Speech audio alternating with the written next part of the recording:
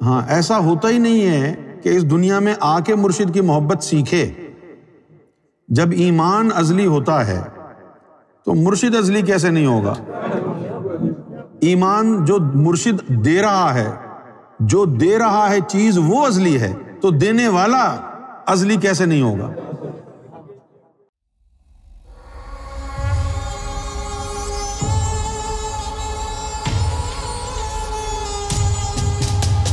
دراصل ہوتا یہ ہے، بلکہ ہوا یہ ہے۔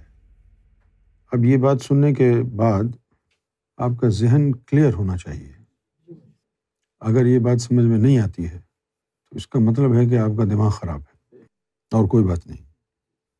یوم ازل میں جب ساری روحیں اللہ کے سامنے تھیں تو وہیں پر اللہ نے ڈیسائیڈ کر لیا تھا کہ کون سے نبی کے ساتھ کون سی روحیں ہوں گی، تو وہیں پر امتیں بنا دی گئی تھیں۔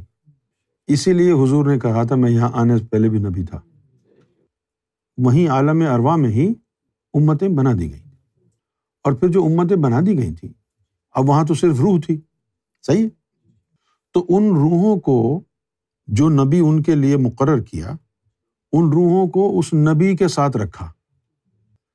تو بہت ساری روحیں حضور کے ساتھ رہیں، بہت سی روحیں ابراہیم علیہ السلام کے ساتھ، موسیٰ علیہ السلام کے ساتھ، داؤد علیہ السلام کے ساتھ، ان کے ساتھ رہیں۔ تو جب یہ روحیں ان کے ساتھ رہیں تو ان روحوں پر ان کے نبی کا رنگ چڑھ گیا۔ اب ظاہر ہے کہ ایک رسول نیچے آئے گا دنیا میں تو وہ لمبا عرصہ تو نہیں رہے گا، لیکن ان کی امت تو چلتی رہے گی نا، ان کی امت تو چلتی رہے گی۔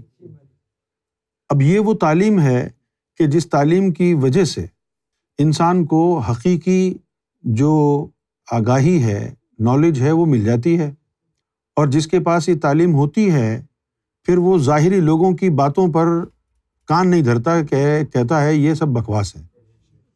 یہ جو پھر بعد میں آپ نے جو سنتے ہیں نا کہ فلاں تابعین ہے، فلاں صحابی ہے، وہ کہتا ہے یار ہٹاؤ اس بکواس کو، کیا بکواس لگا رکھی ہے کہ یہ صحابی ہے، یہ تبع تابعین ہے، یہ فلاں ہیں، یہ فلاں ہیں، یہ فلاں ہیں۔ ساری روحیں، پوری امت کی روحیں اکٹھی ایک وقت میں حضور کے صحبت میں تھیں، تو کون صحابی کون تابعی؟ اب چونکہ نبی ایک مخصوص وقت کے لیے آتا ہے دنیا میں، پھر چلا جاتا ہے، اس کی امت چلتی رہتی ہے۔ لہٰذا پھر نبیوں نے اپنے محلے میں کچھ روحوں کو اپنا جانشین مقرر کیا، نائب رسول مقرر کیا، اور وہ پھر عام لوگوں کے مرشد کہلائے۔ پھر ان روحوں کا نصیبہ ان ولیوں کے ساتھ لکھ دیا، پھر محلے بنائے، ان روحوں کو اس ولی کے ساتھ رکھا جس ولی نے دنیا میں ان کا مرشد بننا تھا، ان کے ساتھ رکھا۔ جب ان کے ساتھ رہے تو اس مرشد کی روح کا بھی رنگ اس پر چڑھ گیا، لہٰذا بندہ مرشد کی محبت کے ساتھ اس دنیا میں پیدا ہوتا ہے۔ ہاں، ایسا ہوتا ہی نہیں ہے کہ اس دنیا میں آ کے مرشد کی محبت سیکھے۔ جب ایمان ازلی ہوتا ہے تو مرشد ازلی کیسے نہیں ہوگا؟ ایمان جو مرشد دے رہا ہے، جو دے رہا ہے چیز وہ ازلی ہے، تو دینے والا ازلی کیسے نہیں ہوگا؟ تو مرشد کی محبت اور نبی کی محبت یہ فطری عمل ہے، نیچرل ہے، ہوگی ہی ہوگی۔ اب ایک نقطہ اور سامنے آیا کہ امت کیا ہے پھر؟ امت وہی ہے نا جو روحیں عالم ارواح میں اللہ نے جن کو امتی بنایا ہے۔ اب مولویوں نے نیچے تبلیغ کر دی، اپنی مرضی سے مسلمان بھرتی کر لیے، جو اپنی مرضی سے بھرتی کر لیے ان کے دلوں میں نور داخل نہیں ہوا نا۔ نور تو انہی کے دلوں میں داخل ہوگا جو ادھر بھی امتی تھے۔ پھر جن کے دلوں میں نور داخل نہیں ہوا وہ پھر کوئی سنی بن گیا، کوئی اہل حدیث بن گیا، کوئی شیعہ بن گیا۔ یہ سارے خوارج ہے نا۔ خوارج کسے کہتے ہیں؟ جس کی روح امت میں نہیں تھی، وہ خوارج ہے۔ اب وہ آگے زمین پہ حج کرتے رہیں، مدینہ جاتے رہیں، کلمہ پڑھتے رہیں، قرآن پڑھتے رہیں، کیا ہوتا ہے؟ یوم ازل میں تو ان کی روح کو اللہ نے امت میں شامل ہی نہیں کیا، اب لگے رہیں۔ تو پھر کیا ہوا؟ جن کے اندر امت کی روح تھی، وہ کسی نہ کسی ولی کے ذریعے امت میں داخل ہو گئی زمین پہ آ کے، اور جو امت میں نہیں تھی روحیں وہ ادھر ادھر بھٹکتی رہیں، کوئی شیعہ ہو گیا، کوئی سنی، کوئی وہابی۔ اب تم یہاں بیٹھ کے پکارتے رہے ہو یا غوث المدد یا علی المدد، کچھ نہیں ہوگا، تو تمہاری روح ہی نہیں ہے ادھر کی۔ اب دوسری بات یہ سنو کہ اگر حضور صلی اللہ علیہ وسلم کی صحبت میں ان کی امتی تھے تو یوم ازل میں مولا علی بھی ادھر ہی موجود ہوں گے نا، تو وہ جو امت کی روحیں تھیں وہ حضور کی صحبت میں بھی بیٹھتی تھیں، مولا علی کی صحبت میں بیٹھتی تھیں، تو پیدائشی طور پر مرشد کی محبت بھی ان روحوں میں ہوگی، مولا علی کی محبت بھی ہوگی، محمد رسول اللہ کی محبت بھی ہوگی۔ یہاں آ کے کوئی نہیں بنتا، ادھر سے ہی ہے۔ اب یہاں تو جیسے شیعہ ہیں وہ تقریریں کر کے عظمتیں بیان کر کے لوگوں کو شیعہ کر لیتے ہیں نا۔ اگر وہ روح جس کو تو نے شیعہ کیا ہے، اگر وہ روح ادھر مولا علی کی نظروں میں نہیں تھی تو کیسے وہ مولا علی کی چاہنے والی ہو سکتی ہے؟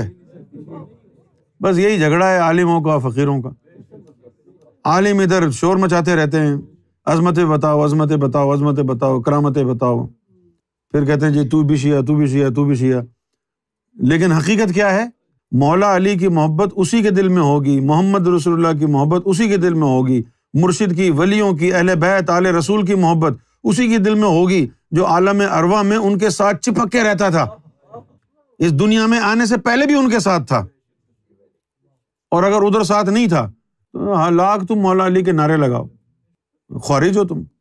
لگاتے ہی ہیں نا، لگا رہے ہیں نا، کیا فائدہ ہے؟ اندر تو مولا علی کی محبت نہیں گئی۔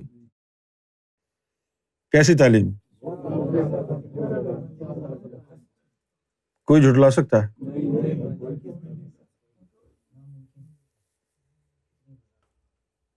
اب دیکھیں نا، جو روحیں عالم ارواح میں حضور صلی اللہ علیہ وسلم کے ساتھ، مولا علی کے ساتھ، اہل بیت اہل رسول، مرشد کے ساتھ تھیں، زمین پر جب وہ آئیں، وہ بھلے اب ان کو حضور کا زمانہ ملے نہ ملے، مولا علی کا زمانہ ملے نہ ملے، وہ آنے سے پہلے تو ان کی صحبت میں ہی تھی نا۔ اب زمین پہ آ کے وہ ان کا نام لیوا ہو گئی، تو جو مولا علی کے دور میں ان کا چاہنے والا آیا اور اس دور میں جو آیا کوئی فرق نہیں ہے، کیونکہ دونوں ایک ساتھ اس عالم ارواح میں ساتھ تھے۔ اصل صحبت ادھر کی ہے، وہ جو ادھر نہیں ہے وہ ادھر بھی نہیں ہے۔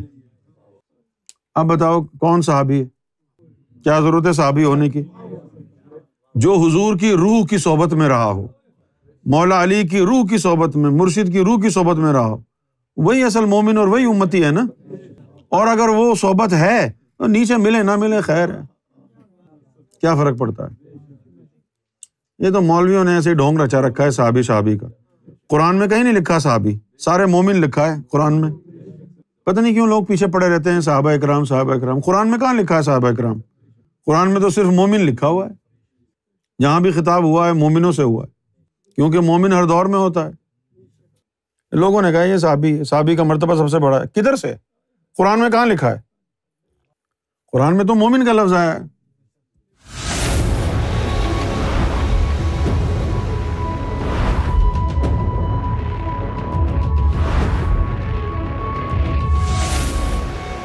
TV, the place to connect with God.